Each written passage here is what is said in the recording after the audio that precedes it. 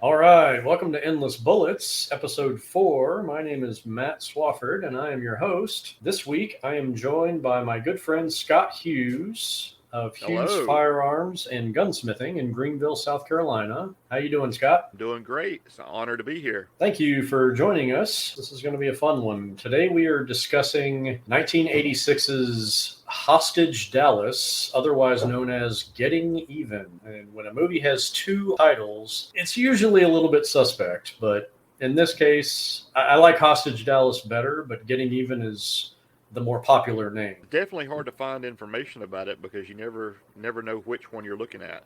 Oh, absolutely. When you Google Hostage Dallas now, it comes up with like actual hostages that were taken in Dallas recently. Very true. And then there's another film called Getting Even with Richard Roundtree that when people look for this movie, it comes up with that movie. And then they're like, oh, yeah, it's on Tubi. Totally different movie. This one is really obscure and it has never been on DVD or Blu-ray officially. And it is a little bit tricky to acquire, but we are technological wizards here at Endless Bullets and we found a way to see it. So, Scott, when did you see this film for the first time? Well, it was only a couple weeks ago. I had to get my copy from you. Completely off your radar, huh? I had never heard of it before. That's usually the case with this one. Whenever I mention this movie to anybody, nobody remembers it. And it was a video store darling in the action section for, I'd say, pretty much all of 1986. It was always sold out at my local video store whenever I would go to rent it. And so when I did rent it, I remember I kept it for like 4 or 5 days and just kept rewatching. I saw the cover of the video, which is, it fits right in with the Missing in Action, Invasion USA, Getting Even. It looks right there with the rest of them. It's perfect. Yep, the font and everything, and they've got him holding the M60 on his shoulder, and which is never actually in the movie. Yeah, they're just like, here's a machine gun, do that. That's right. Rambo used one of these, which he used an E3, right? I believe so. Yeah. Yeah, and then I think in Missing in Action he had a 60. So yeah, you could tell that they were definitely going for kind of an amalgam of, we want our leading actor to look as much like Tom Selleck as humanly possible. He couldn't have nailed it more. Well, and that was always my impression of this, was that he was kind of like Dollar Store Tom Selleck. I'm going to use that. I actually, later, I'm going to make a reference to that very similar.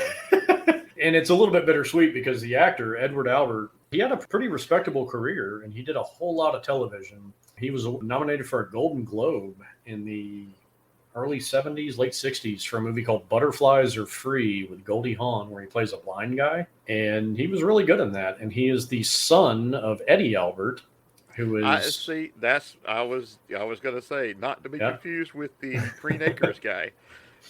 But that's actually his dad. The first time I saw it, I had to double check to make sure it wasn't the same guy that played Matt Houston. Yeah, that was Lee Horsley. I feel like the mustache in the 1980s hid everybody. That's right. Because every time somebody sees somebody, it's either with a mustache from then. It's like, oh, it's Burt Reynolds. Oh, wait, look, it's Tom Selleck. And they kind of wanted him to be this kind of everyman superhero. And he's got his character in this film, Tagger. Yeah. And it's like, wait, how do I pronounce that? Is that Tagar? Is that Tagar? Is that like, what is that his first name? Is that his last name? Yes. I said the same thing. I was like, what is it Brett Tagger? Matt Tagger. And yeah, I don't think they ever say his first name. It's always just Tagger, and it's right. Tagger Industries, and that's not even in my notes. It's like, is that his fucking first name or is it his last name? Is he like Madonna? Is he Prince? Like, is that just what we call him? Yeah, IMDb even just says Tagger. Oh, okay. So, jeez. Oh, man. Okay. Hi, my name's Hunter, but you can call me Hunt. Hunter. Yeah, that's really dumb. But anyway, the movie stars Edward Albert. I'm trying to think of what else he did. He did a whole lot of TV. He was in the film Midway in the 70s. He was in a TV show he was in a disaster movie called When Time Ran Out with William Holden, I believe. They're on like an island and there's a volcano that's going to blow up or something. He was in a TV show called The Yellow Rose that was kind of a soap opera, but it was like a Western soap opera. And Sam Elliott, Sybil Shepherd were in that show as well. Wow. And that was only a couple years before this. I feel like that's kind of what got him cast in this movie, is that there was a very heavy Texas influence in this movie, which we will also cover. Joe Don Baker, he was very prolific. No matter what, I mean, he's not a great actor, but I will say that he does a couple of things really well. And if you need that for your movie, he's your guy. That's right. And he's really good at being that kind of sly bumpkin, that Texas good old boy, whether it's a good guy or a bad guy. He brings that. He plays the same character. I got a feeling he even plays himself. Yeah, I feel like he's kind of one of those Kevin Costner, Denzel Washington guys where it's like, here's me pretending to be this. Right. Instead of being a method actor and like absorbing the role and becoming that character, not like Gary Oldman or somebody like that. And this would have come right before he probably starred in the Bond film, would it not? Yes, this was the second to the last movie he did before being in The Living Daylights, which was his first appearance in a Bond movie. He was also a different character in GoldenEye and I think Tomorrow Never Dies. Right.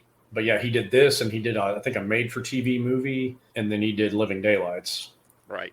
And right before this, he did a movie in England called Edge of Darkness that he was nominated for a BAFTA award for, which is basically the British Academy Awards. He, of course, did not win because he was going up against guys like Ben Kingsley and some really good actors. So, but he always seems to have had a really good sense of humor about his career. In some of the interviews I've seen with him, he always kind of seems like he knows exactly who he is and what he does, and he doesn't have any delusions that he's some master thespian. He's fairly good in this. He's cartoony. He's extremely like evil, cartoony rancher chemical magnate that's losing all of his money. He even does the evil laugh at one point. Yeah. Yeah. He's definitely he's shooting for the moon in this role, as they say. Yeah. But he's enjoyable. I always, every time I see him, I always think of the Mystery Science Theater where he was Mitchell. I missed that one. Oh my God, it's so funny, and they make fun of him so hard in that movie. Like the beginning, they say he looks like a largemouth bass,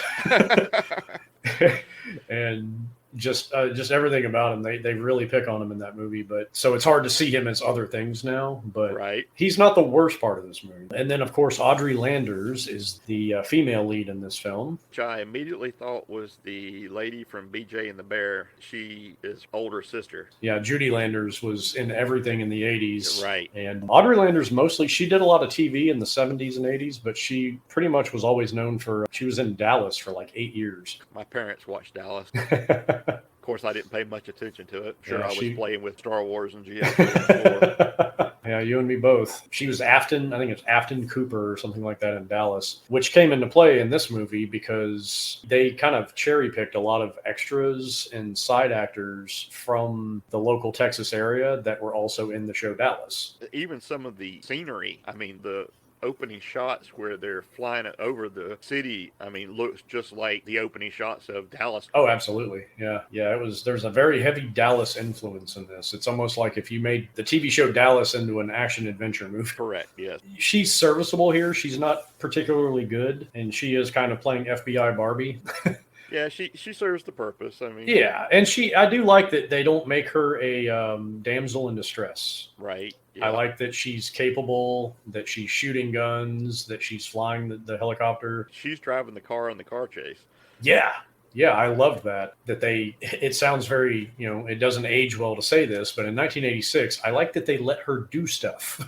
Yes. Instead of just having her be like, oh no, save me. Which at the beginning, it was kind of the opposite. It made it seem like they were going to, if you want your job, you'll be doing this type of thing. Well, they do kind of shows everybody else up. Yeah, they do kind of force her into that. And it's kind of like, but I like my job. And it's like, well, exactly. And if you want to, and he doesn't say it, but it's like, if you want to keep your job, then you'll do what you're told. And, that didn't age well either. But as far as some of the harassment that women had to go through, it's pretty tame compared to how some of that went. But it's still extremely misogynistic. And then I love that after the guy kind of basically threatens her with her job, he turns and walks away while eating a hot dog. I noticed that. That was ironic. He's like, all right, well, I'm going to go finish my hot dog now, so fuck off, lady. I don't even think I saw that he had a hot dog in his hand or a sandwich or whatever it is, but yeah, he polishes off that last bite. And it's like, really? That's interesting punctuation. The film was directed by Dwight H. Little. This was one of his first feature films. Hadn't done a whole lot before this. I think he did one movie. It was called KGB, The Secret War, or something like that. Really low budget, not very good. The family, the Hunt Hill family that produced this movie, saw that one and was like, oh yeah, this guy, he'll make our movie for us. And being a young and hungry kind of director, you're definitely more like, sure, I'll take that job. I think it's competently directed. I don't think it's exceptionally well directed, but I think he did well for what he had. Yeah, I think with some of the limitations, especially, it's a coherent film. And a lot of that has to do with the editing, but there's really no scene that jumps out at me that's like, oh my God, like this guy was just completely running amok, like some movies that I've seen. Right. So I think he did pretty well. He went on to direct some relatively high profile movies. Yeah, Halloween 4. Yep, Halloween 4, Marked for Death, which I will definitely cover on this podcast eventually. That's one of the best Steven Seagal movies. He did Murder at 1600. He did Rapid Fire with Brandon Lee. Did a lot of television in the late 90s into the 2000s. As far as I know, he is still directing. So the movies start in Afghanistan in the spring because seasons matter in this world. I guess they want to set up that a few months have gone by between when this first scene happens and then when it picks up after that. Desert layout with the rocky background at dawn or dusk, with the snare drum, French horns playing, with the credits rolling in front as the silent squad comes, through the little crevices. And oh yeah, they start with the military snare drum. Yeah, where it's all like right. American Ninja, Delta Force, Invasion USA, every one of those has that same snare drum. Yep. It's basically a cheap way to let you know that there's military shit going on. That's right. Which is odd because they never ever even say. I mean, these guys weren't military. They weren't MERT. No, they were just adventurers, right? Apparently, but they run around like they're black ops, right? Oh yeah. They make sure and show you that these guys know how to cock weapons. Oh, they know how to string crossbows or whatever the fuck they're doing. I thought it was so funny. They make it a point to show how they're doing the silent ops. All the hand signals and and then they have the most ridiculous loud weapons charging I have ever heard in my entire life. It's no sound, just eye contact, and then they go clack clack. You could, if you were in Afghanistan, you could hear that in Moscow. Yeah. Oh yeah. They just woke up every dude in a cave in Afghanistan. I want to say one of them, he like double cocks his gun, like he cocks it earlier, and then like 30 seconds later, it's like again. There are endless double cocks in this movie. And near the end, King charges his gun like 3 times that I count. Yeah, that happened. That's a thing. That's a trope in action movies. But of course, I couldn't call this podcast "Endless Cocks." That's true. Yeah, that didn't make the list. But yeah, then they do all their hand signals and they rig up their explosives and blow the door, and they do all of the special forces type infiltration shit. The Afghanistan base is pretty roughshod. It's basically a bunch of cardboard buildings. You can tell they built it in a kind of a sand pit. Did you notice? Now, I know this was filmed in 85. I've tried to look this up, and I couldn't really tell. And I could not find any connections to this. But when there's so many coincidences, relations to Predator. The scene where they're in the little defilade and they slowly rise up, and he gives them the binocs, and then they all come back down and and then give directions and disperse. I mean, true, this movie came out first, but I mean that happened in Predator. Yeah, right? I think that was more. I don't think that was a direct steal from. I mean, obviously Predator was filmed after this too. Then the revolving grenade launcher. Yes. There is such a thing called the Milcor. Basically, it works just like a revolver. It was made for the South African Defense Force, and it was developed in 1980. 1983. So it was around in 1985. But the likelihood of a low-budget action film having a just above experimental weapon, 2 years later is very unlikely.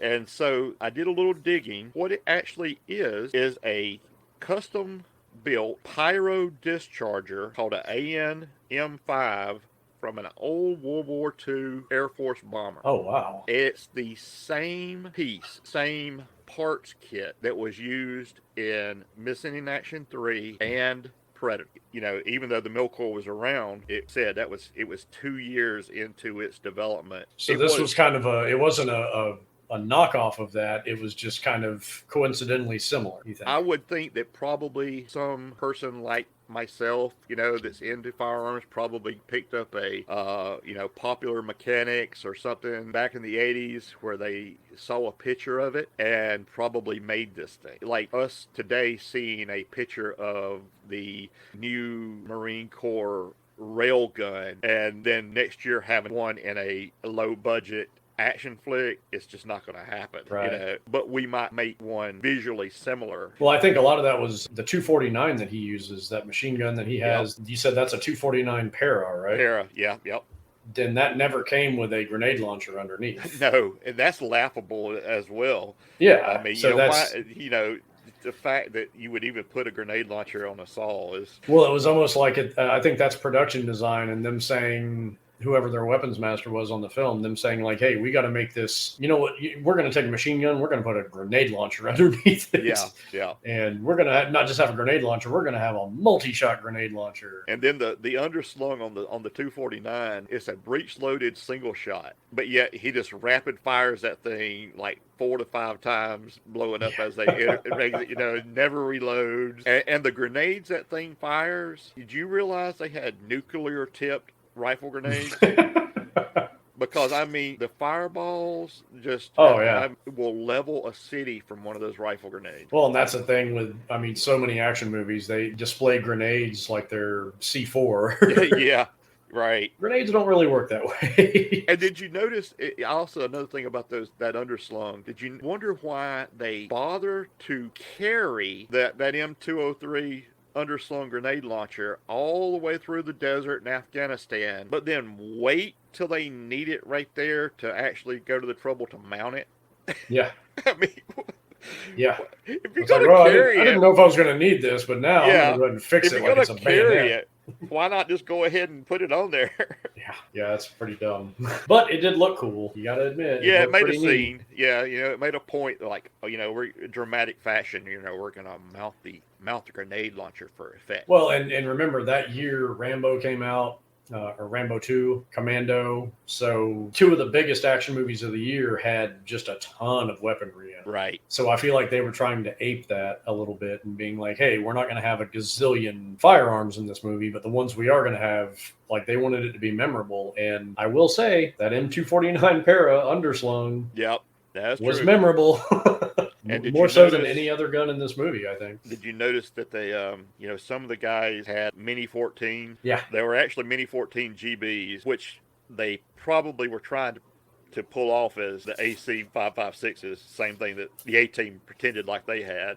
Yeah. And then you had, the Russians had, of course they were supposedly AK-47s. There's no way that in '85 they had real Russians. They were going to be Egyptian Ma'adis, 40-round banana magazines that are so unreliable. Yeah. So this is known as Project Viper that they are on. And I guess the assumption is that the CIA hired them because they are freelance adventurers as a black bag operation to go into Afghanistan, steal this stuff so as not to create like a military incident. That's the understanding, I guess, I had from it, is if they would have actually sent the Marines or Green Berets or something like that in to get this stuff, that would have been an act of war. That sounds reasonable. So it would make sense that they would use a kind of a shadow company like this for them to go in and get it. They bust into the lab, they drop down, they grab the stuff. They establish that it's an evil gas of some kind, and they get the canisters. They leave pretty easy. Like there's really not a whole lot of opposition that they run into, and they jump on the truck, and oh, you're not gonna make it, run! And then he pulls them into the truck, and then they blow away all the bad guys, all while exclaiming, and you can tell this movie was financed by Texas oil money because they exclaim, "Don't mess with Texas! Don't mess with Texas, and remember the Alamo!" They scream as they're shooting bad guy Russians. There are more one-liners in 90 seconds than all Arnie and Sly movies put together. Well, and you could tell that they were literally throwing darts in the one-liner category here. Right. Where it's like, hey, just try that one. Let's see if it sticks. That's right. And you always have to have stereotypical good old boy that always there to save the day, loyal. He always has the chewing tobacco. Oh, yeah. You always have to have that one guy. Well, he has two of them. That's true. He has two of them. One of them a little bit more capable than the other one, I think. But he has the funny one, and then he has the serious older brother father figure one. Right. And then, of course, they have the nerd, Doc. But yeah, his crew are Kurt, the curly-headed football coach-looking guy, and Ryder. I called him Ogre from Revenge of the Nerds. Well, to me, he looked like pudgy football coach, even when they're like working out later on. It's like, really? Like, you got him lifting weights? But then he's got Ryder, who is his helicopter pilot and kind of I would say his right-hand man, because he's a little bit more, he seems to be a little bit more capable in the field, the other guy. And then the Doc, who is the brains. So they steal Project Viper, which is this deadly gas that makes your skin melt off. Yeah, it can't just be a deadly gas. It has to be a deadly skin-devouring gas. It ravages the flesh. That's right. As the FBI guy says. So I'm trying to think of other movies from this time period where we see the effects of poison gas, and I can't think of any. I think this might be the first time I ever saw what nerve gas, or basically what a pesticide-derived poison gas would do to the human body. You may be right. I know they did it in The Rock about 10 years later. Yeah. Which to a much more startling degree, but I feel like this is the first time that I ever saw that in a movie, and the first time as a kid that I ever took poison gas seriously. That's true. The score for this movie is all over the place. Yes. And following that military snare drum beginning, right when they start to break into that Russian base, it gets so plinky plonky that it's almost like a Pink Panther movie. Yeah, you did. It sounded like a cartoon. It's like, oh, look, they're sneaking around. Right. It's like, oh my god, like I keep expecting like cartoon animals to pop out of the bushes or something. But yeah, the score was all over the place, and I will say that the last act of this movie, the third act, the score is really good. I saw that too. It's not great, but it's really good. It's kind of generic, but it works for what they're trying to use it for. Did you get the feeling they may have filmed this linearly, where because it almost seems like it gets better as it goes along? I feel like they might have, because I feel like they really get their wheels under them about halfway through the movie. Because the first act, I was really like, oh, this is not good. Second act, I was like, okay, it's a little, and then the third act, I was like, this is enjoyable. So I just wonder, if they, like you said, if they were getting their wheels underneath them, by the time they got the end of it, they had a little experience and knew what to do. I think so, and it's, you got to keep in mind too, it's also a young director that had only done really one movie before.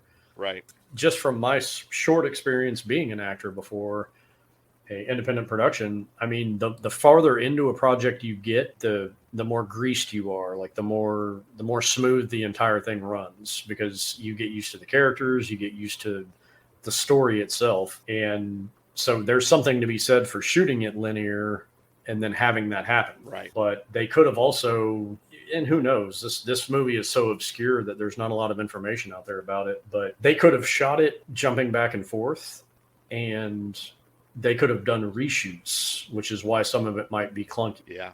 I mean, they're showing these dailies to a family, not Warner Brothers, Yeah.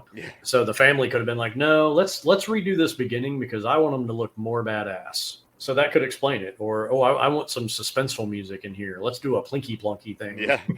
It's really hard to say, but it definitely improves as it goes. So from the Afghanistan desert, we end up in Washington, D.C. during the summer. So yeah, FBI Barbie, her boss is telling her, we need you to go down there. You and Tagger used to hook up when you were younger in the training, whatever that is. And that implies that Tagger worked for the government agency at one. They send her down there to kind of romance the antidote or whatever, the gas away from him. He's had it for apparently 3 to 4 months because we go from spring to summer. And I think they also want to set up that it's summertime because it's hot in Dallas, and that's why everybody's sweating. And so the line, summers in Dallas are deadly. Deadly. that pause, I was like, it was like, could you have drug it out any longer? Well, they got that guy from Community Theater. So. That's right, yeah. It's like, the summers in Dallas are... William Shatner. Deadly. And then he eats his hot dog. Spock. There's something on the wing. Yes, right. Thing. He throws out the line that Tagger and his Lone Rangers. I thought that was funny. Yes. Yeah. I immediately thought of the movie Airheads with Brendan Fraser, where they're like, you call yourselves the Lone Rangers? Well, there's 3 of you. You're not exactly lone. So from that scene, we cut to Dallas, and they tell you on the screen, too, that this is Dallas. And that's the shot I was talking about. I mean, that's straight from the opening of the TV show Dallas. Yep. I mean, pretty good aerial photography, not terrible. It looks a little bit stock, like it was shot for something else. The score at that point, when they're flying in that helicopter, is all I could think of is like an industrial commercial. Where it's like this big sweeping, like dun dun dun dun dun dun dun dun dun dun dun dun. And I kept expecting to hear like somebody come on and be like, here at 3M, we're building the world of tomorrow today. Right. Very commercial. Yeah. Super, super duper commercial. So we're in Tagger's helicopter, and I'm usually pretty good with certain helicopters. Like I can tell like if something's an Alouette or something like that, but I couldn't place these. Yeah, they were odd. And I almost wanted to say they look, it's on the tip of my tongue. Like I should know what kind of helicopter they were, but pretty badass helicopter, honestly. They look cool. Him look expensive. Yeah. It's like, look how much money I have. Ryder is flying him to the office. It's kind of a alternate kind of version of getting driven to the office by your butler, right. or your chauffeur, but he's in a helicopter because that's how cool he is. So they fly by Reunion Tower, which is a little bit of foreshadowing because that's where the climax of the movie happens. That he owns, of course. Yeah, he owns that tower, and his building is right next to it. But they fly next to that, and it's like, oh, yes, look at all my cool shit that I own. And they have that kind of conversation about that, where it's like, yes, but do your people love you? A little bit of character building, I guess. Yeah, it falls a little flat, but... It's very flat. Yeah.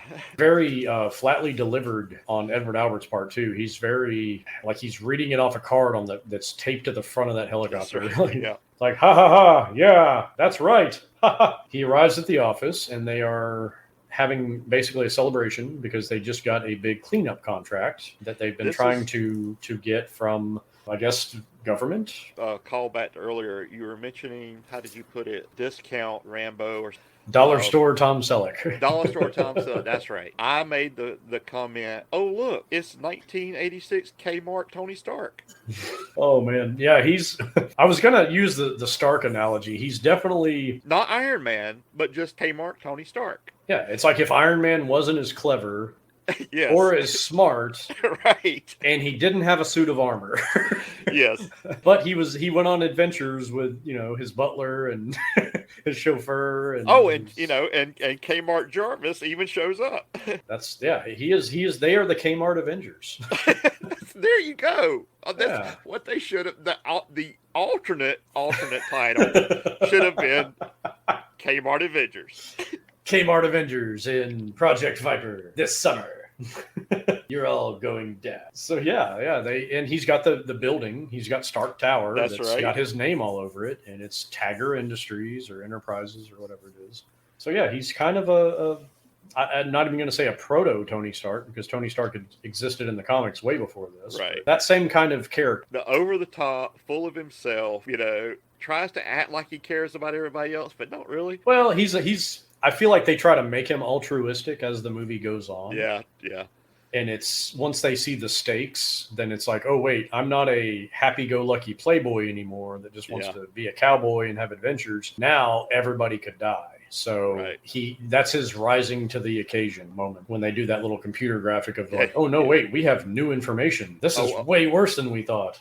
On the Apple IIe. Yeah. Let me punch in this new information. Clicky, clicky, clicky, clicky. Oh no, the computer just told us everything. But they get the cleanup contract, which is apparently a big deal. Kmart Jarvis, the football coach, tells him, and not just, hey, congratulations, we got that big contract, but also we're going to make King Kenderson, our big rival, played by Joe Don Baker, we're going to put him in the poorhouse because I looked at his financials and he's not doing so good. I feel like this is an important plot device, though, because I feel like that's the motivation for everything that Joe Don Baker does. Very much so, because I thought that was very trite. Like they had to throw a villain in somehow.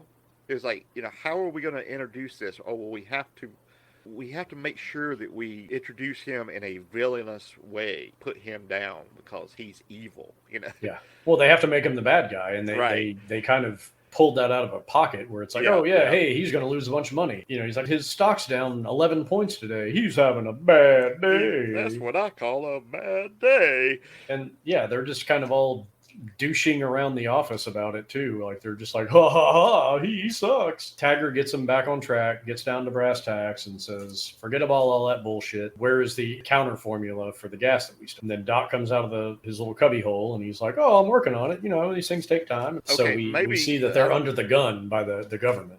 Not to have spoilers here, but was I the only one that as soon as he came out, I was like, yeah, there's something not right with this Doc guy. I didn't feel it at this point, but later on, about 10, 15 minutes later in the movie, I definitely, when they're trying to decide if maybe Kurt was the inside man or whatever, and he's like, no way, definitely not. Right. And I was like, he's hiding something. Yeah. Oh, yeah, and for anybody that has listened to any of these podcasts, there will be spoilers here. These podcasts are basically one giant spoiler. So if you have not seen this movie, and you've made it this far, pause this podcast, go watch this movie, find it somewhere. I mean, it's not going to be easy. Then come back and listen to this. Go buy you a VCR first. Yeah.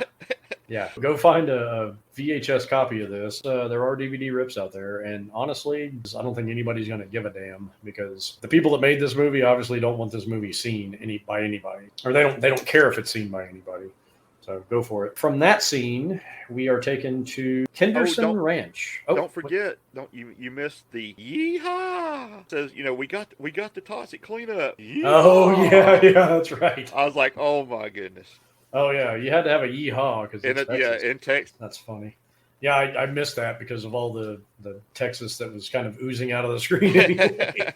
So then they cut to Kenderson's ranch, which we're introduced to Joe Don Baker's King Kenderson, who is basically a rancher, but also a chemical magnate. Basically, he does the same thing that Taggart does, only he doesn't run around and have adventures. He has a bunch of trailer park boys that are his henchmen, dirty day laborers, I guess. Yeah. Yeah. Did you notice the over-explanatory, unnecessary sign? Research facility this way. Rodeo arena this way. Main house this way.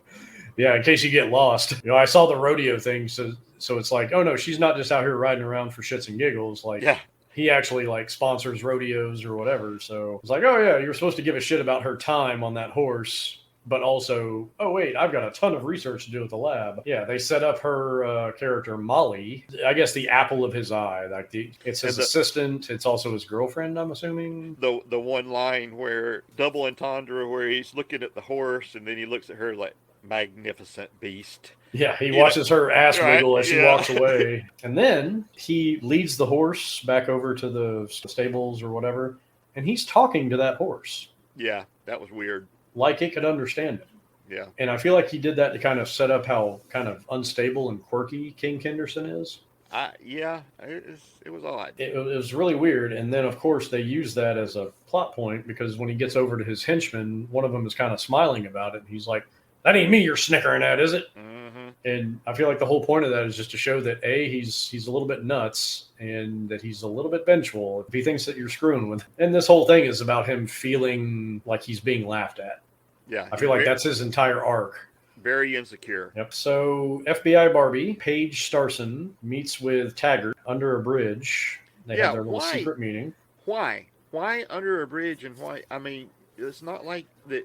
Taggart doesn't own half the city and has multitudes of places to meet, in offices that are secure. Why go underneath a train trestle? Yeah, it's weird. I think it's part of that cloak and dagger, we work for the government kind of secret or under the table kind of mentality. How did he get there if his guy shows up? See, later? That was my next question. If the helicopter is coming to get him, how did he get there in the first place? Yeah, it's like he shows up and he's like, "Oh, that's my guy. Have your guys stand down." And it's like, well, what did you walk there? Yeah.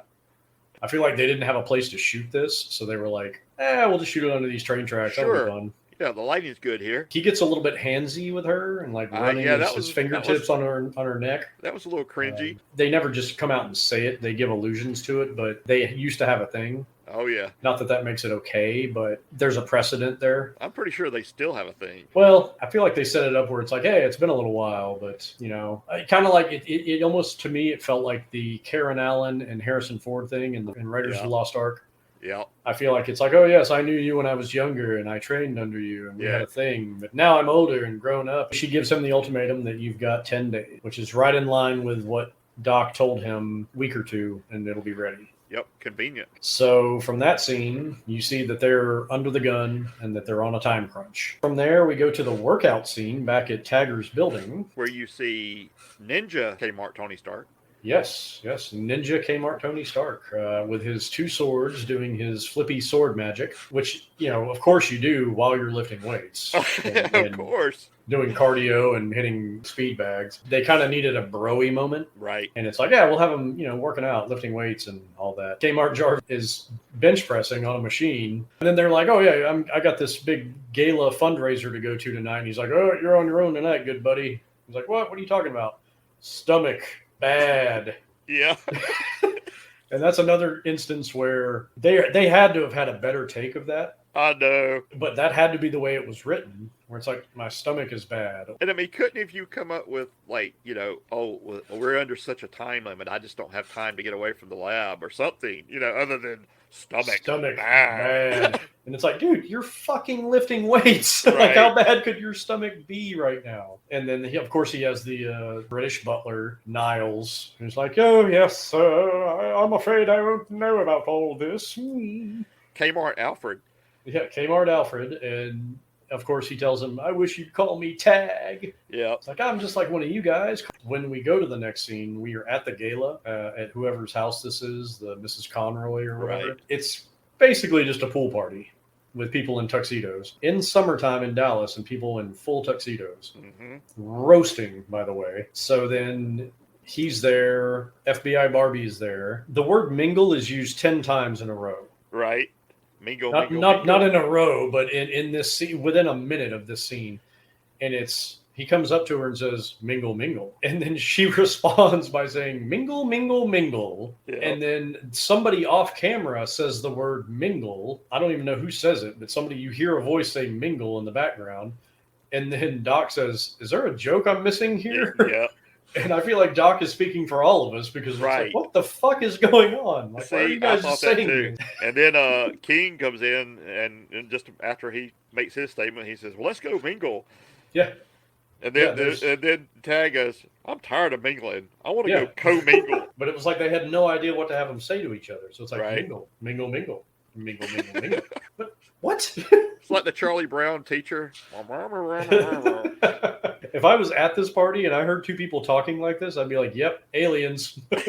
That's right. Let's get out of here. They're aliens. So King crashes the party. He's not invited, but he shows up because it's a fundraiser. He asks what Taggart donated. And of course they tell him because he tells them, oh yeah, we're old buddies. It's fine. Not that they would ever divulge that information. Of course not, yeah. And then they tell him. And so he's like, oh, I'm going to do mine for $1,000 more than him just to kind of try to one up him. So it's more of that character development where it's like, oh, this guy, he's kind of been shit on. You get the feeling where it's, he just wants respect and he wants to not be made fun of. Well, he even says that later. He's like, what are you getting out of this? Respect. Yeah. And it's like he just doesn't want to be shit on. So he's kind of sympathetic in that respect where it's like, kind of feel bad for the guy. Beyond poisoning everybody and doing all his dastardly things. Yeah. Before that, you don't really get the sense that he's that bad of a guy. He's basically just a guy in business. I even, like, when Kmart Jarvis was like, we're really going to eat his lunch this time, and I'm like, well, I mean, they didn't set up the fact maybe he had done something horrible, caused them to want to get that job away from him. Without that other knowledge, it seemed kind of dastardly on the good guy's part. Like, why be such a loser? If your only reason to get that was just to put him down, that was kind of a bad draw. It's a dick move. And, right. When you're introduced to Kenderson, he even says that. He's like, yeah, Taggart didn't need that job. That's right. It was just, he's just doing that to make fun of me or whatever, to make me look bad. And whether that's true or not, I mean, you kind of get that feeling because of how, they're wringing their hands about it and kind of high-fiving, like, ha-ha, we fucked that guy over. Yeah. So it's, you kind of feel good when Kurt gets killed. I'm glad I wasn't the only one. I just wish we would have got to seen him melt, Which brings us to the break-in.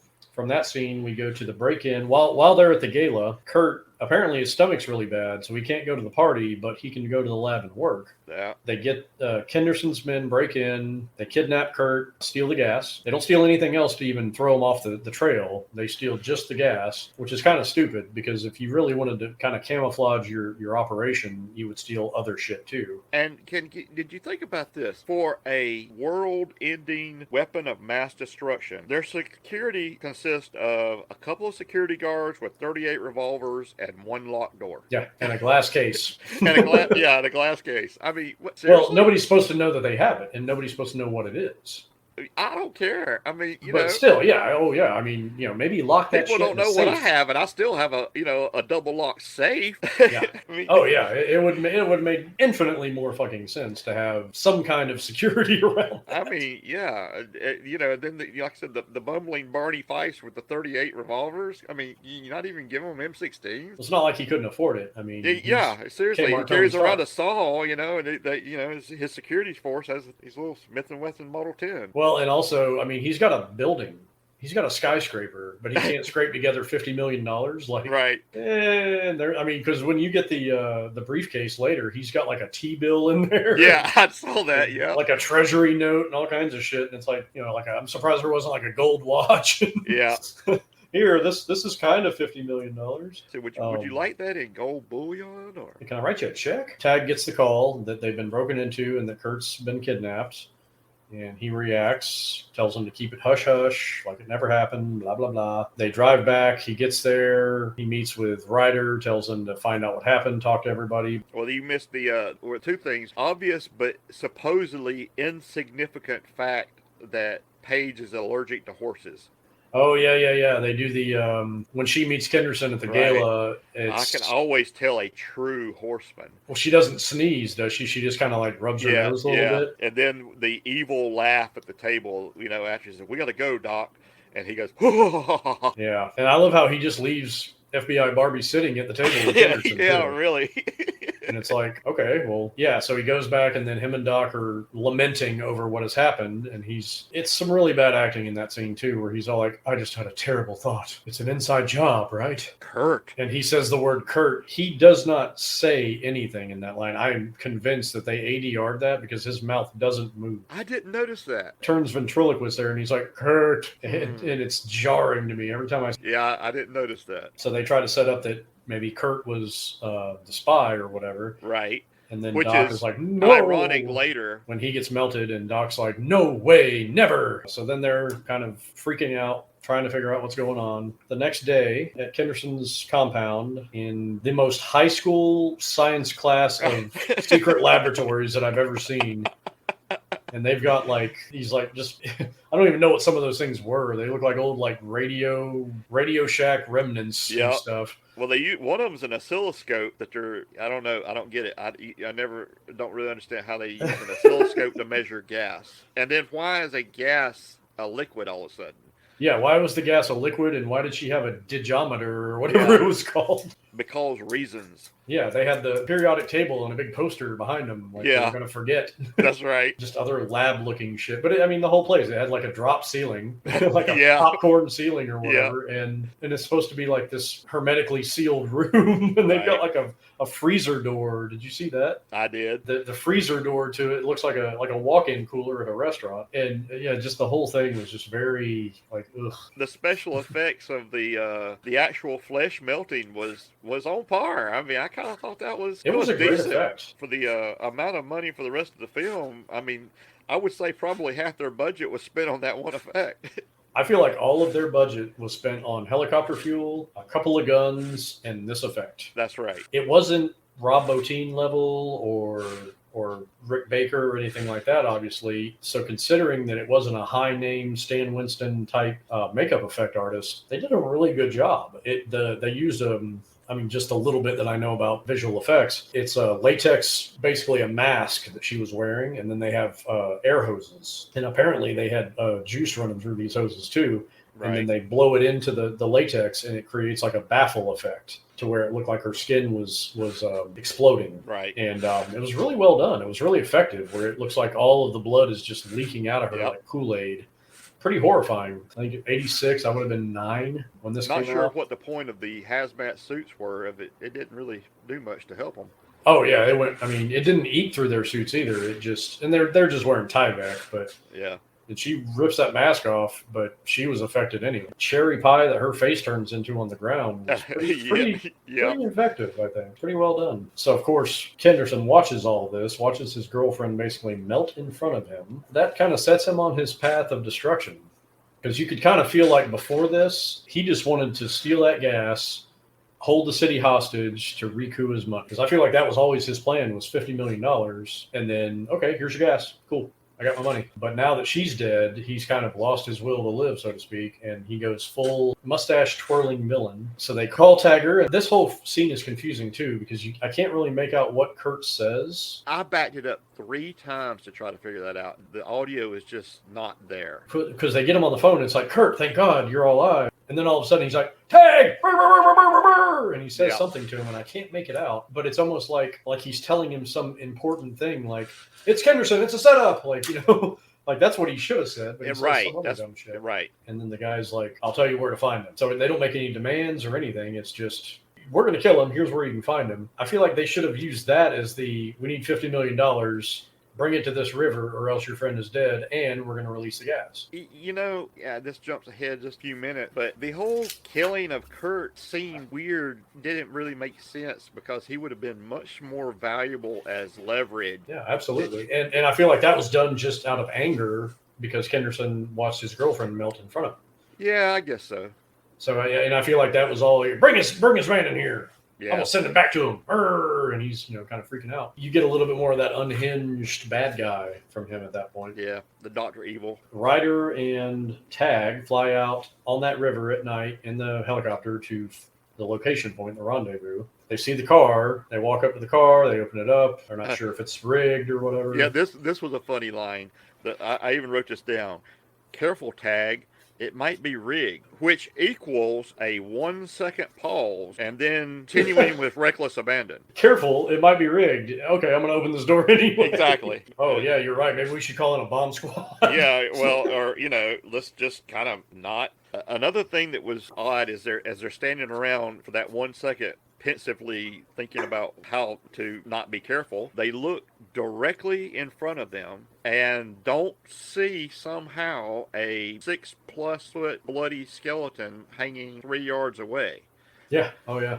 But then, after they just don't see it and open the trunk not carefully, and by kicking it even, then all of a sudden they discover it. Oh, there he is. And see, Well, it's like they have to do the jump scare where it's that's true. Yeah. soon as you see him backing up, you know it's going to be, something. And again, I guess it's come down to budget, but it would have been better if it was like dislodged from a hanging tree. Somehow they backed into the tree and it fell down or something, where they couldn't have seen it. But yeah, it was just right there, right in front of them. They didn't see it. But then I also wondered, how did Paige know where to go, when to go? Well, remember, she told her men to follow him 24/7.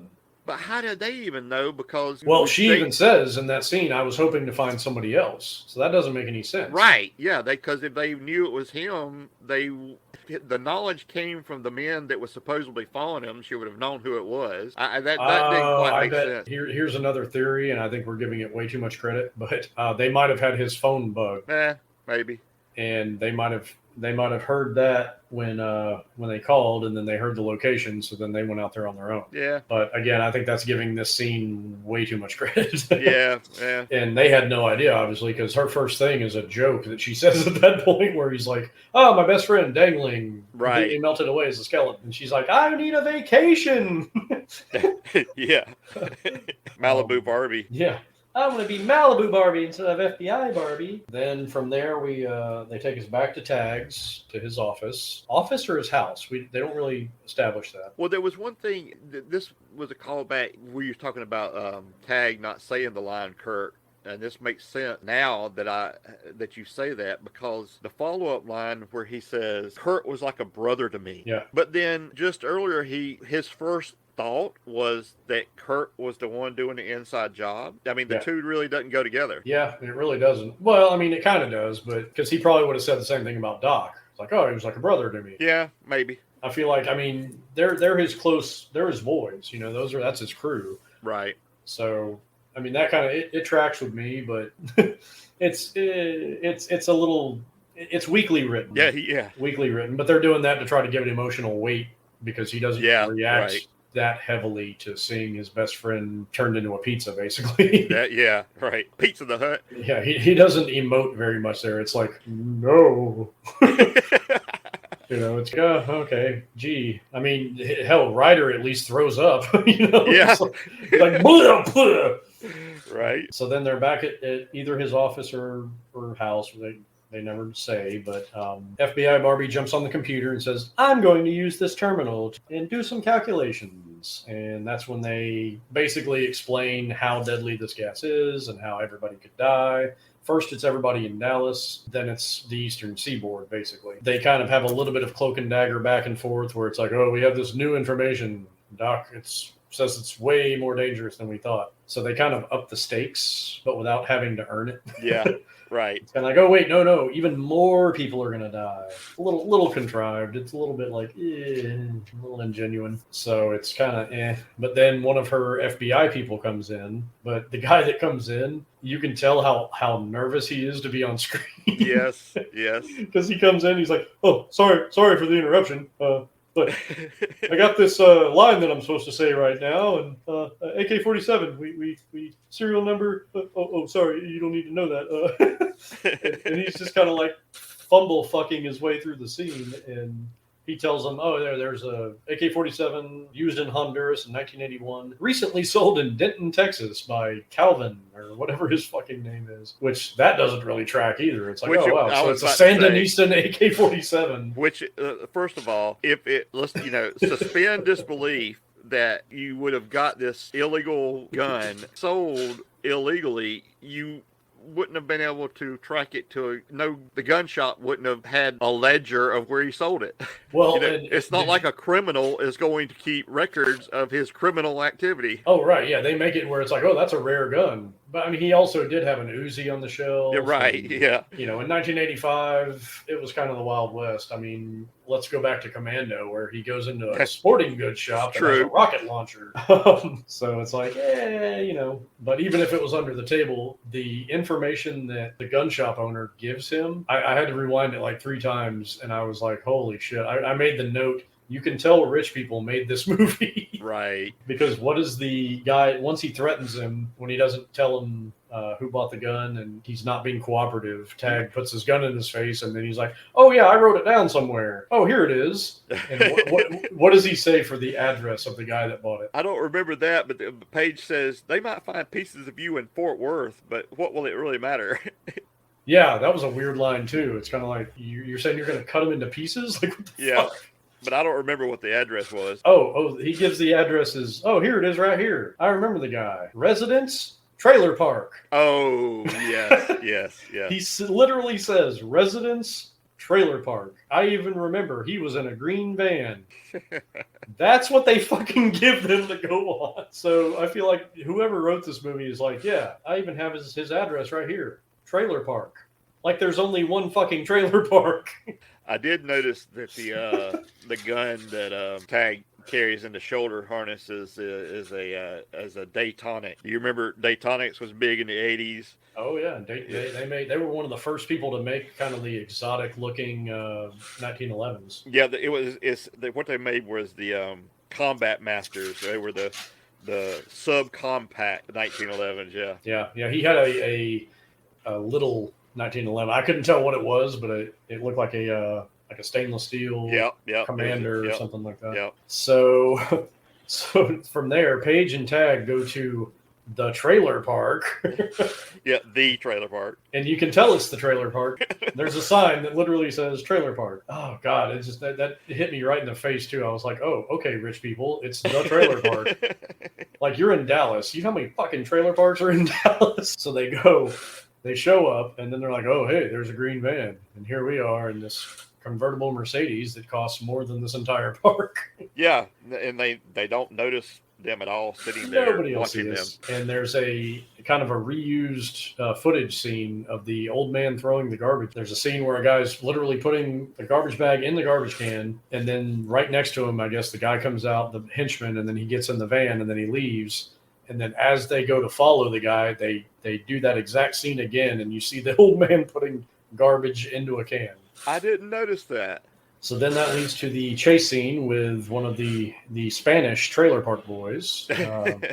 And you don't really know where he's going, but they're following, trying to find out. I don't feel like they even tip their hat that they're following. But he immediately looks and sees that there's a Mercedes following him, and he's like, oh, holy shit. I've got a tail, Because there would never be a convertible Mercedes from the trailer park. There was nothing suspicious about what they were doing, and he's like, "Oh no!"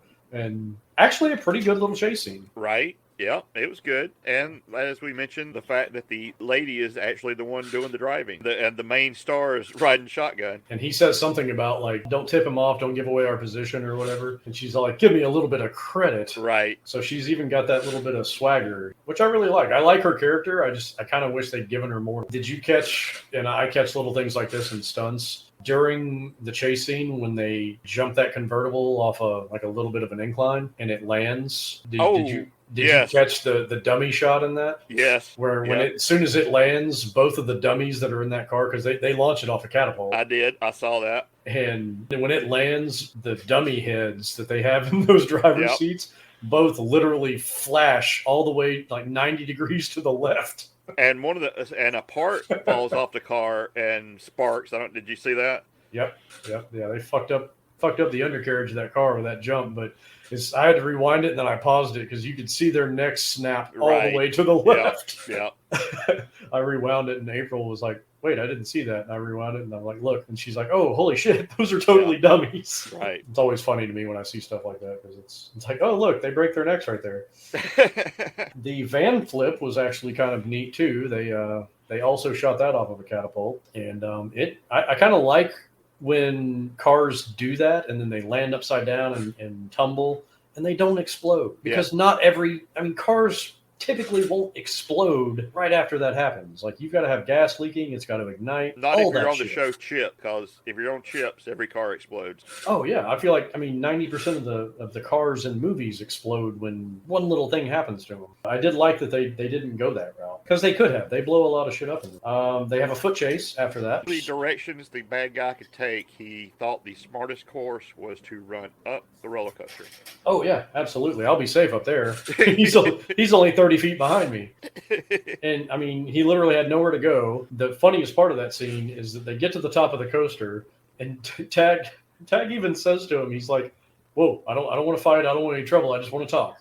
Yeah. Like, just calm down. I just want to talk. These people you're involved with are really bad. That's all he gets out before the guy attacks him, then runs around him, and then does the most clumsy fall off that roller coaster that I've ever seen. And then he kind of falls. Like, I don't know if he's trying to catch him or what. Well, he had to, had to have the dramatic, I'm hanging on for dear life. Yeah, very clunky scene. Not the best. And considering we haven't talked about the stunt coordinator in this movie yet, Paul Baxley, who was stunt royalty. He was a very legendary stuntman even at this point, and he was in stuff going all the way back to westerns in the 40s. He was Captain Kirk's stunt double in Star Trek. I saw that. Yep. He did the movie Shane. He did the stunts for that. He was a stunt coordinator in Spartacus, Diamonds Are Forever, The Godfather, Action Jackson, I Come in Peace, Stone Cold. Just a very prolific stunt coordinator in general. And I feel like he really kind of saved this movie. I feel like without him,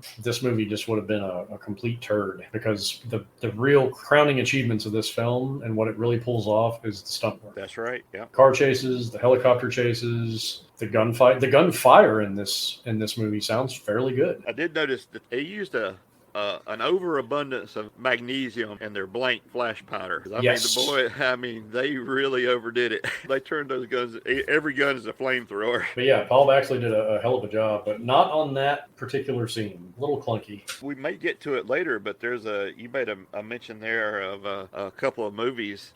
I Come in Peace comes in another relation, the weapons master. Oh, interesting. I didn't know that. Yep. The weapons master, Randy Moore, he actually worked on RoboCop.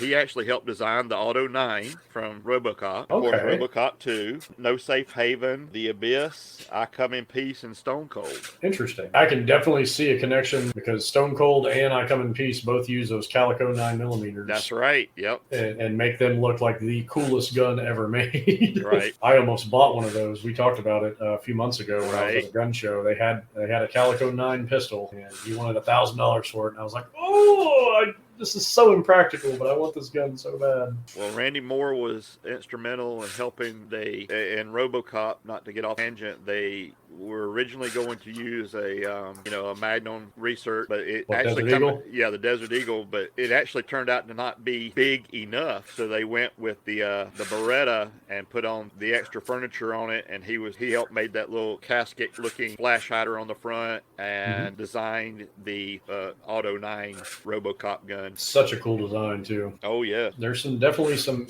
interesting gun artistry going on here. But I didn't know about the stunt guy working on I Come in Peace too. So his son, Paul Baxley's son, Craig Baxley, worked. He was the stunt coordinator on Predator. See, we're making connections all the way around. Oh yeah, it's a lineage for sure. He directed I Come in Peace, Stone Cold, Action Jackson, which a trilogy of good action movies. There you go. And he's done some other stuff too. He's done a lot of TV, and I want to say he did some other stuff in the 90s. I can't remember. But back to King Kenderson's house, and he's swimming laps, and then he gets on the phone with one of his trailer park boys, and then that's when he finds out, oh yeah, that guy didn't show up. He must have had his van break down. And he tells him, okay, well, you've got your men, you've got your orders, go ahead with the plan, and kind of puts things in motion. And he even makes a comment there when he gets out of the pool. He's like, what's the point now that Molly's gone? Right. So I feel like that's more and more of him kind of sinking into that delusional bad guy role. Yeah. Where it's like, who even cares? Like, what am I doing this for? Like, the girl I loved is dead. So, and again, I feel like we're giving it way too much credit there, but we're probably the only people that are examining this movie in the entire world right now. Maybe true. Or maybe we're giving it life. Who knows? You never know. That's kind of my dream, is for someone to see this and be like, you know what? I'm going to put in $20 million and remake this movie. Or to show up on Mystery Science Theater. Yeah. Or just get a Blu-ray release. Right. So many shit movies. I bought a movie, this is completely a tangent, but I bought a movie called High Point, and I think I told you about it last night. I was watching it. It's an absolute piece of shit. It makes this movie look like fucking Die Hard. And that movie got a goddamn really nice Blu-ray release and a remastering and everything. And it's like, why? That movie's stupid. Yeah, that's another one I've not heard of. It's really bad. It was made in 1979. It was released in 1984. Oh, that ought to tell you something. That movie's famous for one thing, and it's because a free fall from the CN Tower in Ontario, and it's like 700 feet. And Dar Robinson, the stuntman, did it with nothing but a backup parachute. Yeah. And it's a fairly impressive stunt, but it ain't worth watching that whole movie. So from there, they cut back to they're doing cleanup at the fairgrounds where the guy took a header off the roller coaster.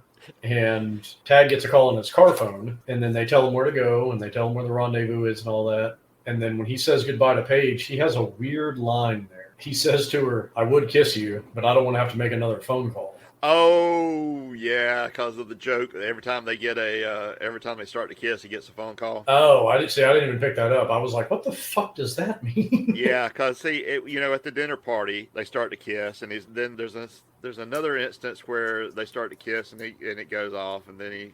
Yeah. Oh, that's what. Okay, he says, "I would kiss you, but I don't want to get another phone call." Right. So then that makes the ending make a lot more sense because he throws his beeper away. Right. Okay. All right. See, I've seen this movie 100 times and never caught that. Different set of eyeballs always comes in handy. Yeah. So then he goes to the rendezvous at the airfield with the rest of the Trailer Park Boys, and there's 2 new Trailer Park Boys involved. One of them with a baseball hat with the brim turned up. Yeah. In true cooter fashion. Yeah. And he is animated, put it that way. Right. And then Starson and her team are still going through the wreckage of the green van, and she sneezes. And then all of a sudden she remembers, oh, wait, this coat or rug or whatever the fuck it was smells like King Kenderson. Yep. So she figures out it's him and decides to go rogue and kind of go out there by herself to investigate. Also, because he's the only horse owner in Texas. Oh, absolutely. Yeah, that's the only possible. I mean, he smells distinctly like his own kind of horse. That's right. Yeah. Little thin, Riggs. Little thin. Anorexic. Tagger shows up in his chopper, and he brings the money out, sees where the gas is, he grabs it, and then they all pop out, and they're like, ha-ha, and they got their guns drawn, and he has his little showdown with them, which is also pretty clunky. The new Trailer Park Boy with the upturned brim on his hat decides to double-cross everyone. He goes big ambition, turns on the Trailer Park Boy in charge and says, I don't need you, I don't need Kenderson, I got $50 million. Shoots, triple cross. Yeah, shoots him, and then tells the other guy, the Mexican guy or whatever he is, he's like, hey, back me up. Like, so this dude has no plan whatsoever other than I'm going to take the money. Yep. And then, of course, it all goes wrong. Tagger's wearing his body armor. Yeah. Level 2 1986 armor that amazingly not only stops double buck, but keeps you from internal bleeding, lung collapse, broken rib, a mere scratch. Yeah. Yeah, he takes 2, I'm assuming at least 1 round of double up buck at 15 feet? Yeah. And yeah, right to the fucking sternum. I mean, at least Riggs in Lethal Weapon, gets the wind knocked out of him and acts like it actually hurts. Yeah, he's just like on the ground winded. And then, of course, when the guy comes over to finish the job, he kicks the gun out of his hand, does a little ninja flip back up onto his feet. He shoots the guy, but he accidentally shoots one of the canisters too. Yeah. And it's got sand in it. And then the guy, his dying words are, how did you know? And Tag says, I didn't. I did. So it's like, oh, okay, so you were just willy-nilly shooting and blew a hole in that canister and could have released that gas. Right. Kind of stupid. Kind of a stupid move. But you do see that, and then the assumption is that all of those are fake. All of those canisters have sand in them. Yeah, it's a weird plot point. Well, I feel like that goes in with the whole Kenderson plan where he's like, I'm going to do these fake ones, get the money, and then I'll use these and sell them to somebody else or whatever. Like he's got more ambitions than just being done with it. So it's interesting, but he gets back on the horn, calls it in. So he flies back to... And one last run up, he's got a macho kill. Well, and he finds out that it's Kenderson because of the guy that tries to double cross. Oh, he's like, yeah. I don't need Kenderson. I don't need you. Right. Name drops him. So now he knows it's Kenderson, and he lets out that William Shatner cry where he's like, Kenderson! Yeah, that's right. And then he, flies away. Paige goes to Kenderson's ranch and sits down with him, and he's kind of being flirty and hey, little lady, what can I do for you? And being very Texan about it. And that living room, he's supposed to be a multi-millionaire. That living room looked kind of like my grandma's living room.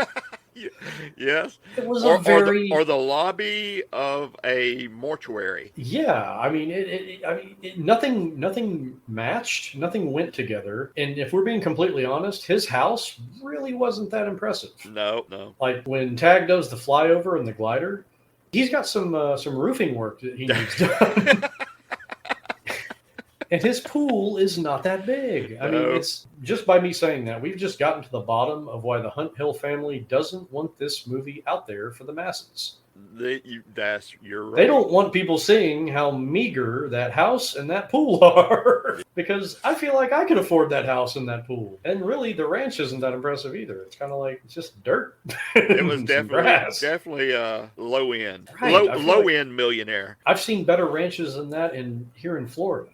Like right. Where I live, with the old lady curtains in that room, and yes, he doesn't even have like a legit servant. He just has like cowboy henchmen. Right. So he's kind of the worst multi-millionaire ever, right? Kind of. It definitely felt. Yeah, I think you nailed it. Kind of like the old grandma house. Yeah, it's like your grandma that has a ranch and you're going to visit her. Yeah. And that was like her sitting room that nobody ever went to. Yes. So that ends up being like your playroom. You could almost smell the old. Like you could smell the Jean Nate in the air. Yeah, it's like, if you stay off Grandma's good couch and play with your toys over there, then I'll make you the blue wackadoo Kool-Aid for lunch. The purple drink. You can get purple drink. For people that were just trying to show off their shit. I mean, your helicopters, pretty cool. Some of the other stuff in this, your buildings, pretty cool. That house, not that cool. Sorry, Hunt Hill family, if you're hearing this. Please don't have me assassinated. So let's talk about the glider that Tag uses to single-handedly stage an assault on Kenderson's ranch. Right. I got to go in quiet. I got to go in quiet in this giant fucking glider. Yeah, yeah. Even the cows are like looking at like. Well, and I get it. It's a good idea. You fly in quiet and land like a mile away. Yeah. But you don't fly over his fucking pool. He's flying literally right over the property where every henchman can see him, and he's trying to sneak in. Because no one would be outdoors, Yeah, and it's like, you're in a giant white glider. You stand out, dude. But I do love old school gliders like that. I think that's really neat. Again, seemed like that was kind of just a flex. Oh yeah, that was hey, look at this cool glider we got. Right. Do you have a glider? Are you even a millionaire? Yeah, and then so he kind of haphazardly sneaks onto the property, onto the grounds, hides behind a tree. Get him. Yeah, he does a little bit of an evasion maneuver where it's like, uh-oh, here they come. I better slink down into the water so that they don't see me. And then they walk out on the bridge and are like, you see him? Nope, I don't see nothing. You see anything? Nope. And they're like, okay, well, let's go. And I mean, you can see the water like rippling underneath it from where he's moving. Yeah. And the very next scene, he's out of the water. They see him and then they start chasing him. He is bone dry. I noticed that, yeah. Bone dry. And he steals a horse, jumps on it because his entire plan is shot at this point. It's like, okay, what the fuck am I going to do now? I got a machine gun and a horse, but there's 20 guys after. Yeah, I did notice all the bad guys are now carrying FNFALs. Yeah, oh yeah, they've got FALs and they've got M16s and everything else. And they've all got rope because when they chase him on horseback, there's at least 3 of them that are showing off their roping skills. Of course. Lassos, gotta have. They're not trying to shoot him. They're not trying to disable him. They're trying to rope him. When he steals the horse, the guy's like, "Hey, you can't do that. That's Mr. Kenderson's horse." And he says to the guy, "Don't worry, I'll take care of it," or something like that. Right? Yeah, I'll take real good care of it. He's a thoughtful thief. The horse chase is kind of cool. I mean, it's shoehorned in there. It doesn't really track, but.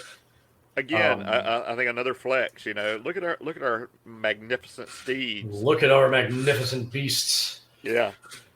I will say though that the stunt that they do when they do rope him and they yank him off that horse, very old school but very well done. They yank him off the horse and then they drag him. Well, they yank him off the horse and then he stands up and he's trying to get his feet under him and get his machine gun in place so he can blow them all away. And then they rope him again, and that's when they start dragging him. But he screams out, "No!" It's almost like the Darth Vader scream at the end of Revenge of the Sith. And then notice he throws clothes, like 2 Ys in there. His clothes aren't even dirty or ripped or anything later. Oh yeah, and not to mention getting dragged behind a horse for any amount of time. Yeah. Fuck you up. Yeah. Getting dragged behind a car. I rewound that like 3 times because I love bad ADR like that. So then they take him in front of Kenderson.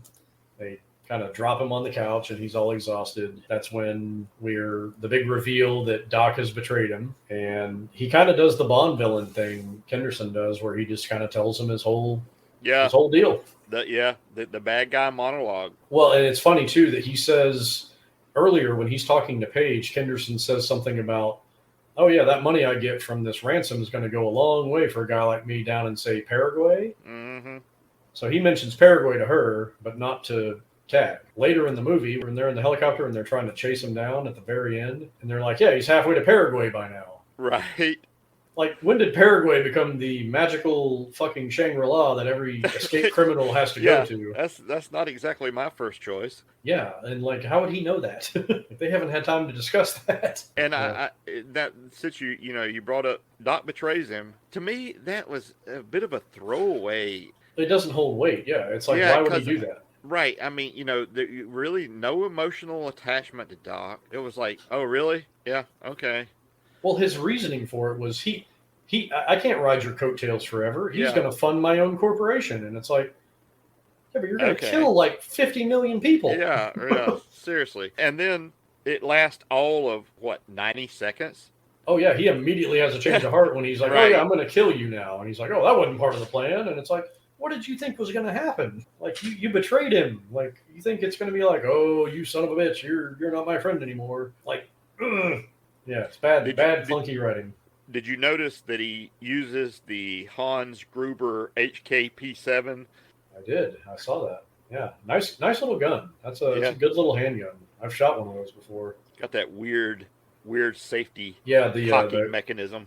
The grip cock or whatever. Right. It is. Yeah, that didn't catch on. It's also a very wide, thin grip on that too. It's kind of uncomfortable in the hand. Very uncomfortable. Yeah, I shot one of those once and it was, I did not care for it. I was like, it's a well-made, it's a well-engineered gun, except for that. Gives his plan away. They walk him outside and it's like, aha, yes, march them to the laboratory so that we can gas them.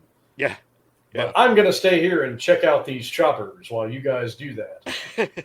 And it's like they've got a helicopter derby going on out there. It's like, we've got 3 or 4 helicopters. Look how cool they are. And then, of course, Doc has his moment where he takes a gun out and shoots the one guy. And he's like, "No, I'm sorry. Run for it, Tag." And Tag and Paige jump into one of the choppers and get away because they're all conveniently running. So they're flying away. Doc jumps onto Kenderson's helicopter skid to try to slow him down or whatever. And what was he going to do? He holds on long enough to get to a critical height and then gets kicked off and then falls to his death. And then Joe Don delivers the line. I don't remember. Joe Don looks at him while he falls and goes, "Oops, there he goes." That's right. Yes. Yeah. Yeah. Which is a little unceremonious. So at this point, during his big reveal of his master plan, he tells Tag that the gas is somewhere on Reunion Tower, which he owns, so that he'll get blamed for it, which is kind of, I feel like, the only thing about his plan that makes sense other than extorting the money. Right.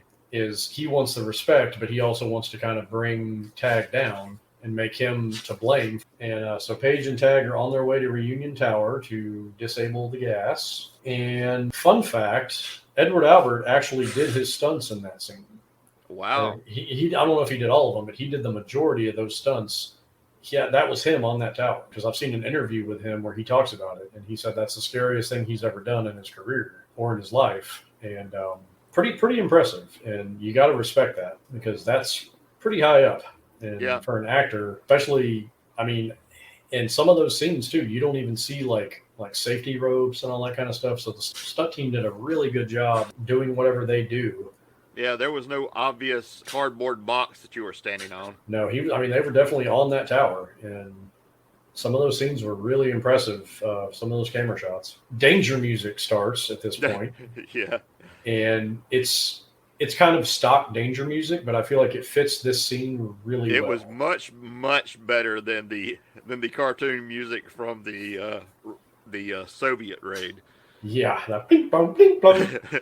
No, this is really good. I feel like from even a little bit before this, the music really gets a lot better. I don't think it's great, but I think it's really good, especially for the composer that worked on this is Christopher Young, and he is a very prolific composer. He's done a ton of stuff for like the last 4 decades. But this was one of his earlier movies. And he did Hellraiser. He did a lot of movies in the 90s and the 2000s, a lot of horror movies. But he did music for, I think, Spider-Man 3. I was thinking, didn't he also do one of the Halloween movies? One of the Halloween sequels? I believe so. It was one of the later ones. Right. He did a couple of Sam Raimi movies. He's done, a bunch of movies. And a really good composer. Another one he did around the same time was Wizards of the Lost Kingdom, which is a really funny, modern Mystery Science Theater episode. It has pretty good music, even though it's a really stupid movie. I couldn't get over the feeling, though, that the really good music in this movie at the end, I'd heard it somewhere else before. I had that same feeling. It was really familiar, and I was like, where have I heard this? But it's good, but it's... I feel like that's what made it kind of seem generic, is because it feels like I've heard it in like 2 other movies. Maybe Invasion USA. Maybe, but it's similar to that. It's got that same kind of heroic. Yeah. Like you could put that score in any superhero movie and it would work. But I feel like it works really well for this. It's got that kind of. I feel like it's the perfect the helicopter scene at the end of this movie and the big showdown and everything. I feel like it's a perfect slice of 1986 action movie. Very much so. The chasing and everything like that. It's not the best I've ever seen, but it's solid and it's real. Like it's you can tell that there's no CGI, there's no special camera tricks or anything. It's all just people flying helicopters. Yeah, the helicopter. We kind of skipped over a little bit. Where he kind of disarms the bomb in the last second, but not before he takes on the helicopter with Joe Don and his. Is it an Uzi? I don't think it's an Uzi. It Joe Don looks like an Uzi, but it's not. It's actually a Steyr. It's a Steyr MPI 83. Okay. So it's like a Steyr kind of inspired by an Uzi. Yeah, they definitely takes elements from it, but yeah, it's not. You can always tell the difference. It's more long and narrow. Yeah, thinner bodied, yeah. Yeah, whereas the Uzi's more crunch and thicker. It almost looked like an Italian, one of those Beretta, those submachine guns that Beretta made. They had like a wooden foregrip. Oh, that's what I kept thinking it was, but I was like, no, that mag's coming right out of the pistol grip. I can't think of the name, but yeah, King's gun is definitely a Steyr, and he cocks it like 3 times in a row. But then when Tag is on the tower, he's got a Smith & Wesson. I'm pretty sure it's a 686 357 because I had that exact same gun. Right. But he's got that Paige takes off one of the henchmen and gives to him. Yeah. But he has literally 6 shots in that thing, and he takes on that chopper with it.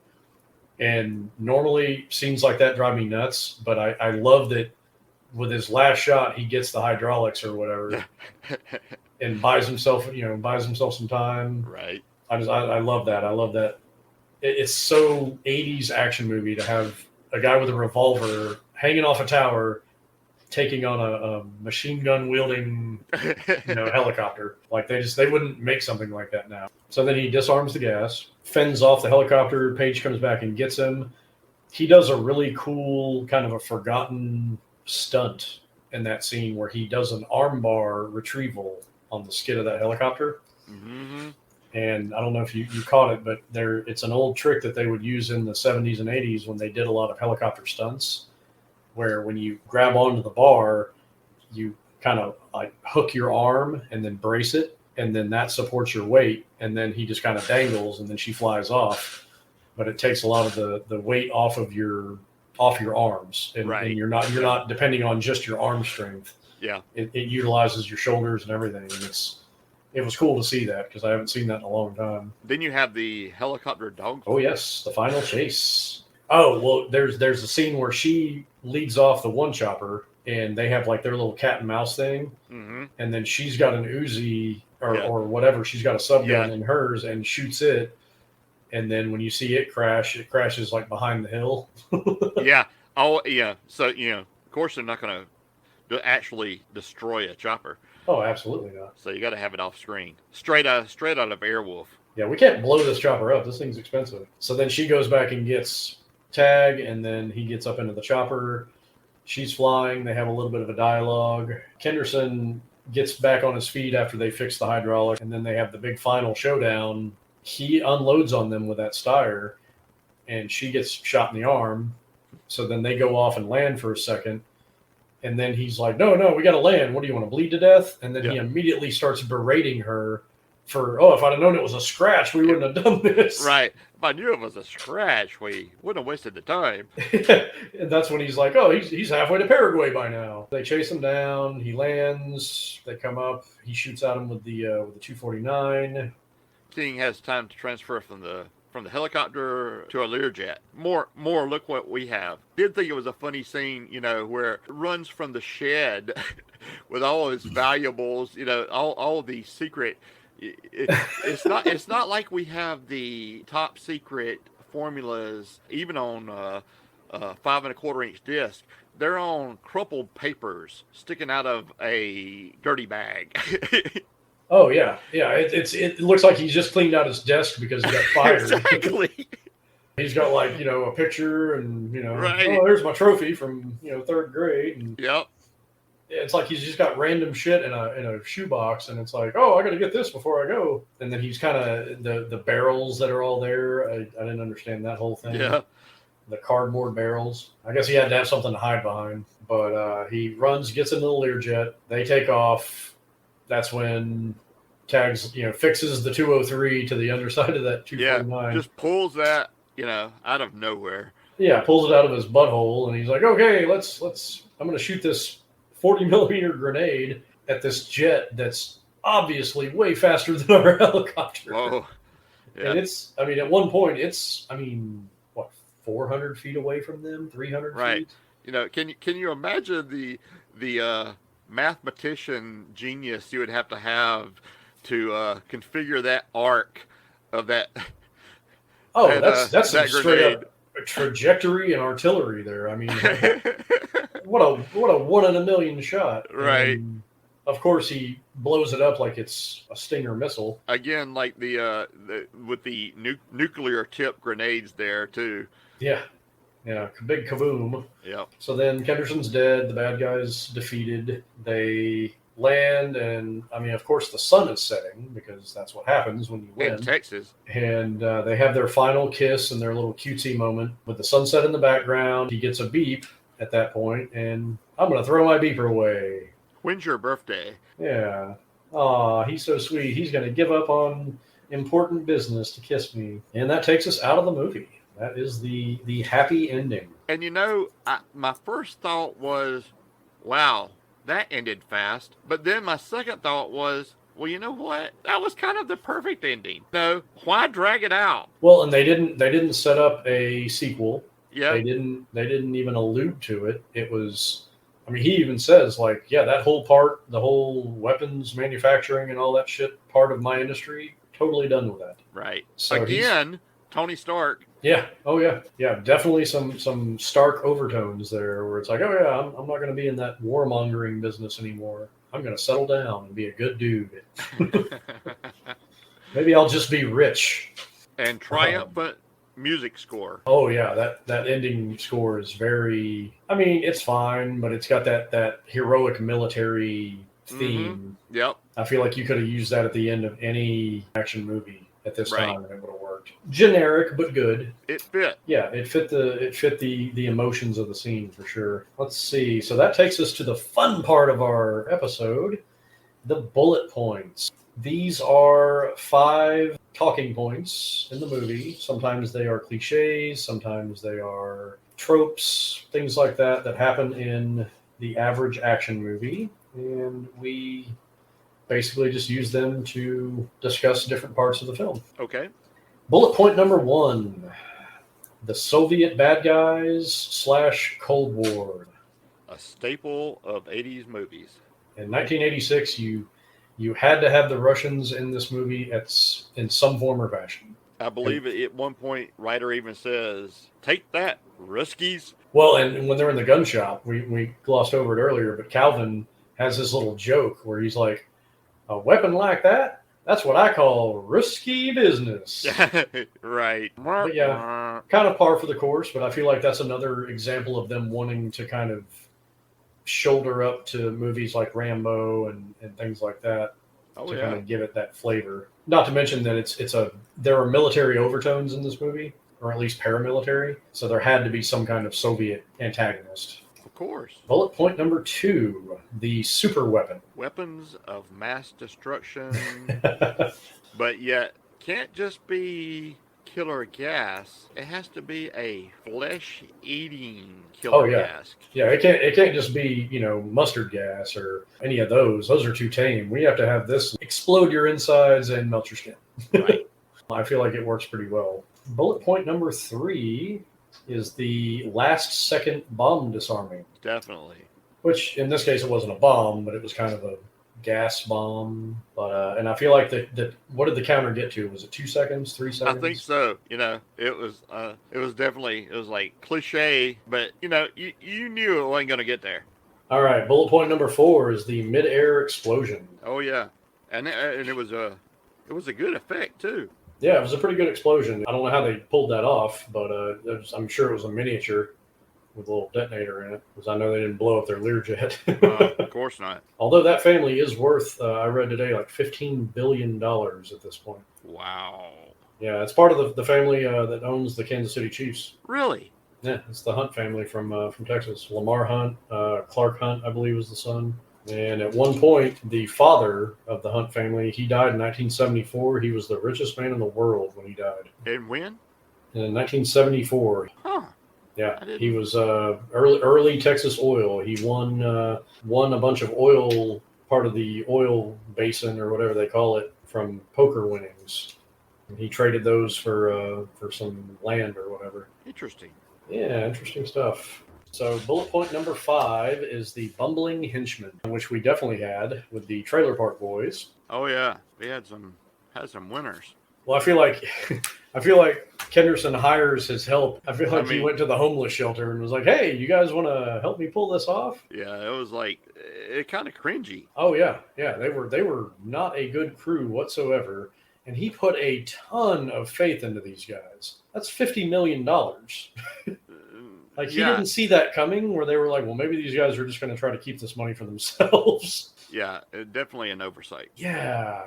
I feel like that's kind of to be expected when you hire your thugs on Craigslist. Well, all right. That pretty much does it for this episode. Final thoughts on Hostage Dallas, a.k.a. Getting Even. Well, when I first started, I thought it was horrible. But it progressively got better. And by the end of it, I liked it. I mean, I was thoroughly enjoying it. Yeah, it's a solid action movie, and it's kind of a shame that it's so unknown. And for no reasons should this have worked. This movie should not have been good whatsoever, and I feel like it threw some of the performance and the directing and the stunts, it all comes together. It's not bad. I mean, as far as low budget, and they really maximized the budget on this movie. They knew how to really make what they had work. Well, and they shot this entire movie around what that family had available. And that's how a lot of independent movies are made. I mean, they made the movie Killing Zoe. Tarantino produced that, but because they had an empty bank. And they're like, hey, let's shoot a movie around this empty bank. When the movie that I worked on, we had access to a pizza place. So the movie became about 4 pizza delivery guys, and it was kind of a dark comedy. And one of them is a killer. Like one of them's like a serial killer. But we had that access to that pizza place and to a diner, so we filled in everything else around it. And I mean, look at Clerks with Kevin Smith. Right. They had access to a convenience store. And in this case, it created a pretty solid action film that unfortunately not a lot of people have seen. Well, it exceeded my expectations. I feel like this movie, along with a lot of the deep dives that I'm going to take on this podcast into some of these films, they're a little bit like sushi. If you're not a fan of sushi, it's hard to wrap your head around. And then once you kind of get into it and you say, okay, well, you get past the initial shock of like, what am I eating? It's actually pretty good. And it gets to the point where it's like, wow, I'm kind of craving that. And I feel like that's kind of what this movie is. At first glance, it's like, oh, this is cheesy. This is low budget. Who are these people? This sucks. But then by the end of it, you're like, okay, I'm on board. Let's do this. Oh, yeah. Like I said, by the end of it, I was really liking it. Well, there's a lot of allegories to, for me, at this point in time, I was a kid playing with toys, and I was a big fan of Kenner's Mask. There were so many parallels to Mask in this movie, where Tagger was basically Matt Tracker, and he had his team of buddies that went on adventures with him, kind of like the good guys. Right. And then Kenderson would be like a stand-in Miles Mayhem, and he had the helicopters, and there was this like dangerous plot and the government and all this stuff. The only thing missing were the helmets. Oh yeah, the bumbling sidekicks and the henchmen. Yeah. The only thing missing were the magical helmets and the transforming vehicles. Yeah, you're right. And the kind of Texas desert scenery and everything. It was very Boulder Hilly. Yeah. It kind of had a Mask allegory for me as a kid. I think that's why I liked it so much. And I can definitely see that. The weapons being a little bit futuristic, or at least a little bit unique at the time, especially, kind of added to that mystery, that kind of high tech, even like the oscilloscope and shit like that, and the lab and the beakers with all the funky colored chemicals in them and everything. It just kind of fed right into that. But yeah, so I think it's a good little film. Well, Scott, thank you for joining me on this little adventure. Thank you very much for inviting me. I had a great time. It's been such an honor. I mean, I can't believe you invited me on. I mean, I can't tell you what it's an honor to be a part of this community. I can't wait to do it again.